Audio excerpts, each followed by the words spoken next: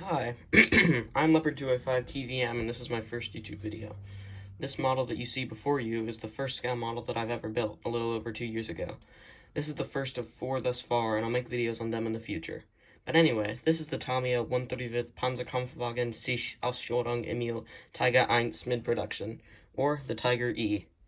If you're a War Thunder player like myself, then you'll imagine the Tiger E is looking somewhat different from this, but that's because the model in game is a late production Tiger E. The mid-production Tiger took the Tiger H1 and changed many things, including the turret, engine deck design, and a few other minor things such as the headlights. Since building this kit, it has become my favorite Tiger variant. This variant was first introduced in, I believe, late 1943 and saw action in the Eastern Front as well as Normandy. Let me go over some of the details. So, it's a very nice kit. I love Tamiya kits. The track over here broke, the super glue just came apart. But, so up front, we've got a couple little tow hooks right there on the hull, a movable hull machine gun, as you can see there. The gun, it's a little bit sticky, sorry, because I haven't moved in a while, but the gun elevates, the turret rotates, which is very nice. That's great detail here. I'll take the turret off.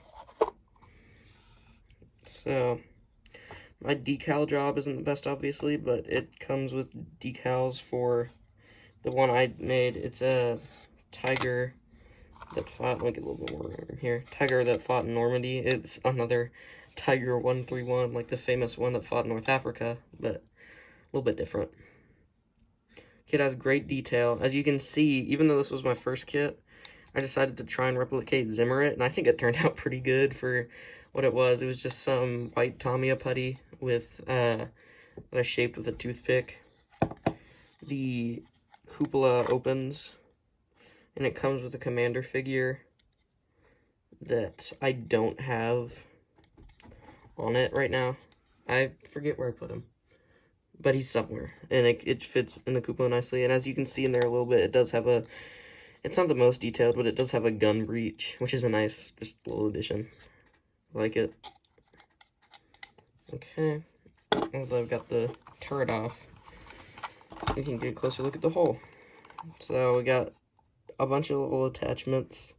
There's a shovel that you can put there if you want, but most Tiger E's didn't have that. We got a travel lock, all the necessary details on the back, like the jack and that thing. I don't know what those are for. I see those on German tanks all the time. Little starting rod. I remember, partially because it was my first time, but also just because they're tiny little pieces. These, the exhaust bits were really hard to put together. Let me see if I can get it. Yeah, you can see it there. Those little rods are just a bunch of little tiny pieces that were really hard to work with. I think I would have been able to do better with them more recently if I built this as not my first model, but yeah. The kit gives you the option to have these open, but I decided to have them closed just because I didn't, I just didn't have anything to put in there. I didn't feel like it. The road wheels, you're pretty much supposed to cement them on, but I did my best to cement as few on as I could, so they're a little bit weird, but it's fine. And these are not the tracks that came with the kit. I would like to mention that because the tracks that came with the kit were a bunch of tiny little individual plastic track links. It wasn't like link and length, it was just basically just link. And you had to cement them all together and then shape them around the track before they'd finish drying, and that sucked. So I just ordered some, tracks online, some rubber tracks, and they work great.